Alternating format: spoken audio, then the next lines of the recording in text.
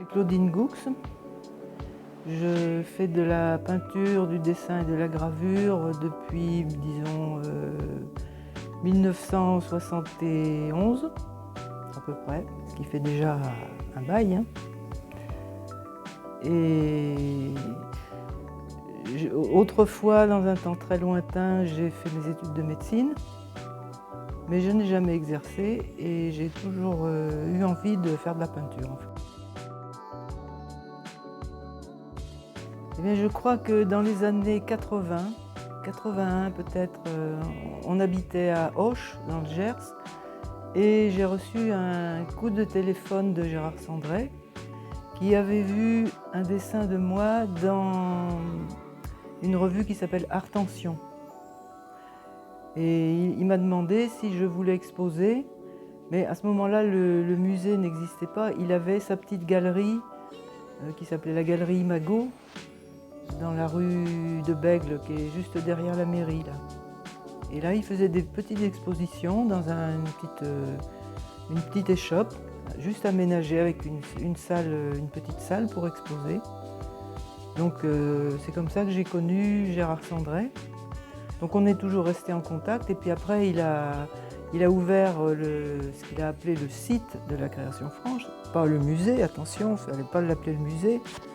Et il m'a invité à exposer au premier jardinier de la mémoire, qui était en 1989, je crois. Et puis voilà comment j'ai mis le pied au site de la création franche et ma foi, j'y suis encore, hein, avec grand bonheur. C'est devenu quelque chose d'important, de très reconnu dans le monde entier, il ne faut pas avoir peur de le dire, hein. Au début, c'était vraiment le musée en création.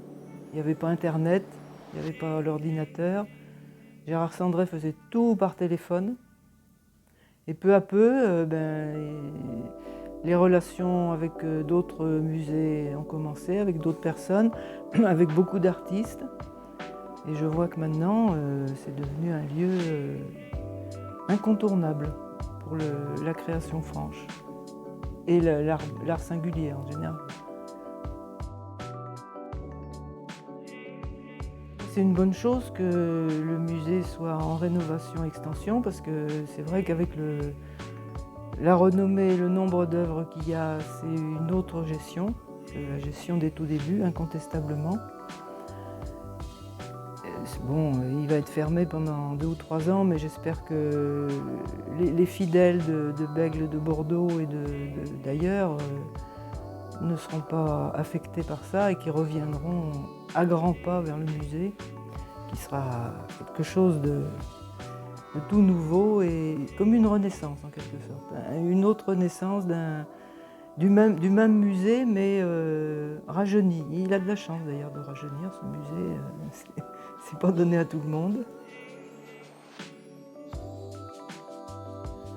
Eh bien, j'ai été très heureuse de cette proposition parce que j'ai trouvé ça amusant d'abord. Les cannelés, bon, c'est une bonne chose de Bordeaux et puis ça m'a fait plaisir de collaborer avec le musée, d'apporter un peu quelque chose parce que je lui dois beaucoup à ce musée finalement.